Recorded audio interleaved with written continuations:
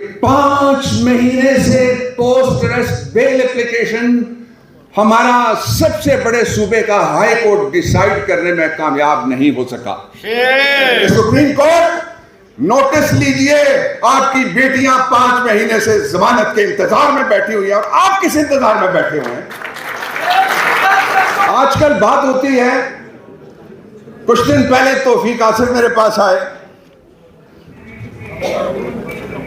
कि मैंने कभी ये नहीं देखा, लोग कहते हैं मैंने कभी इतनी महंगाई नहीं देखी, लोग कहते हैं मैंने कभी बिजली इतनी महंगी नहीं देखी, लोग कहते हैं डॉलर कभी इतना महंगा नहीं देखा, लोग कहते हैं मैंने स्मगलिंग कभी इतनी महंगी नहीं देखी। मैं ये कहना चाहता हूं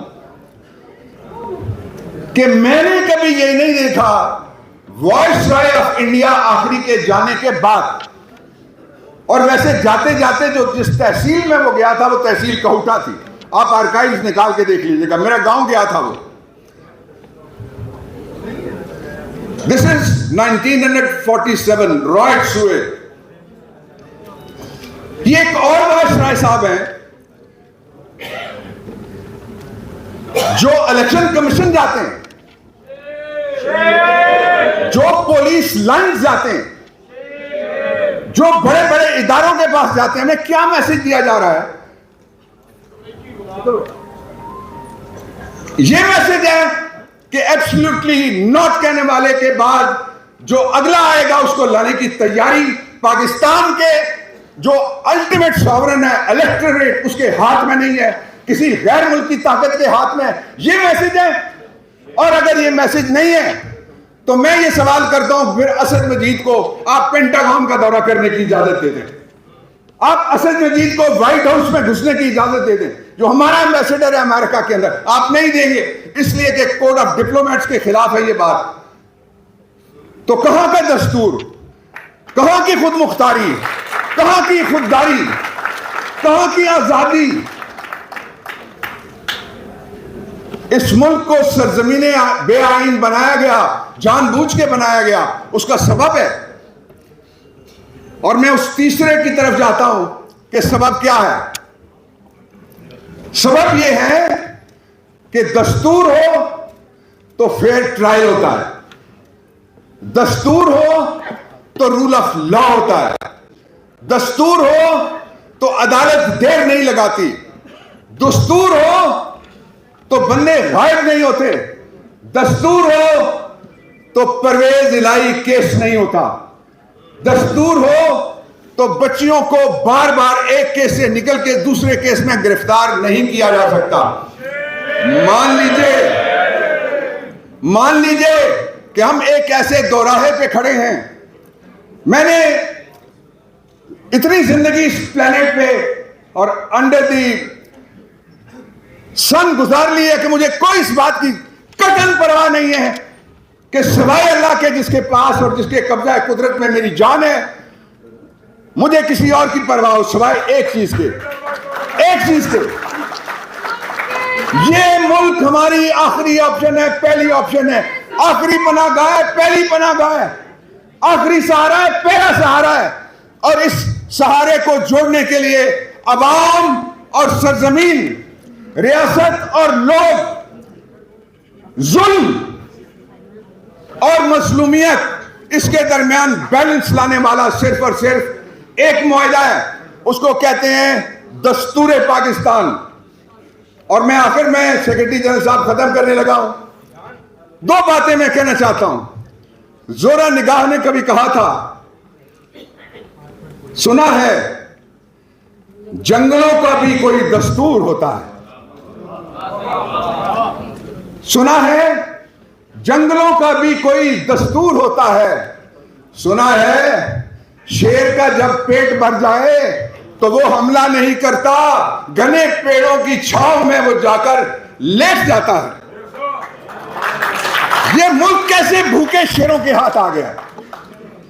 डॉलर, तेल, पेट्रोल, केरोसिन, चीनी, आटा, लोग क्या खरीदें, कहां से खरीदें, किसकी तरफ देखें, किससे मदद आएगी सिवाय परवरदिगार के। और आखिरी बात जो मैं कहना चाहता हूं,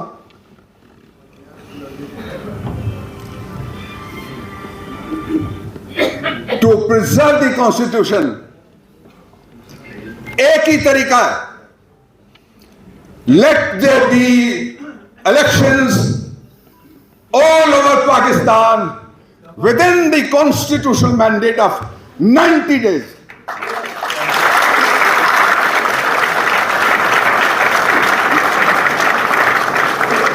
और किसी ने क्या खूब बताया मुझे, कहता है पाकिस्तान का नक्शा 3 लाइनों में बयान किया जा सकता है। आज का नए पाकिस्तान का नक्शा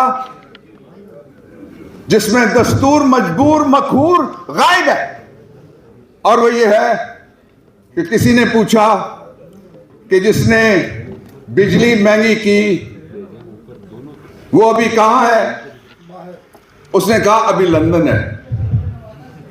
उसने कहा जिसने पाकिस्तान में दहशतगर्दी की वो कौन है, उसने कहा अभी अंदर है।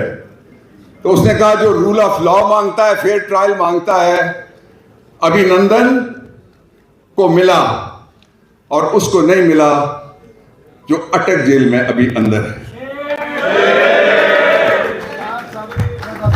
बहुत बहुत शुक्रिया। अपने अगले स्पीकर चौधरी इकराम साहब से दरख्वास्त करूंगा कि वो स्टेज की चीफ जाएँ और अपने ख्याल का इजहार सुनाएं। चौधरी इकराम साहब।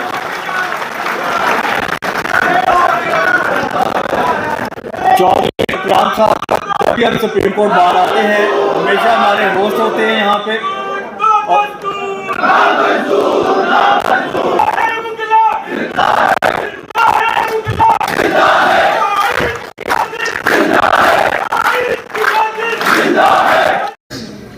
मैं सबसे वल्नरेबल जो पाकिस्तान का तबका है, जहां बड़ी तादाद में लेडी लॉयर्स बैठी हुई हैं, वो ख़वातीन हैं।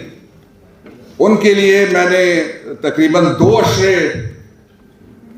शहीद बेनज़ीर भुट्टो के साथ गुजारे, और मैंने देखा कि कितना मुश्किल काम है जब कोई खातून सियासत में आती है। इस वक्त पाकिस्तान के सबसे बड़े सूबे में, एशिया के अंदर सबसे बड़ी तादाद में जो सियासी पॉलिटिकल प्रिजनर्स हैं, प्रिजनर्स ऑफ कॉन्शियंस हैं, वो खवातीन हैं। और अलमिया देखिए, सितम देखिए, कर्ब देखिए, अलम देखिए, गुस्सा नहीं तो रंज देखिए कि 5 महीने से पोस्ट अरेस्ट बेल एप्लीकेशन हमारा सबसे बड़े सूबे का हाई कोर्ट डिसाइड कर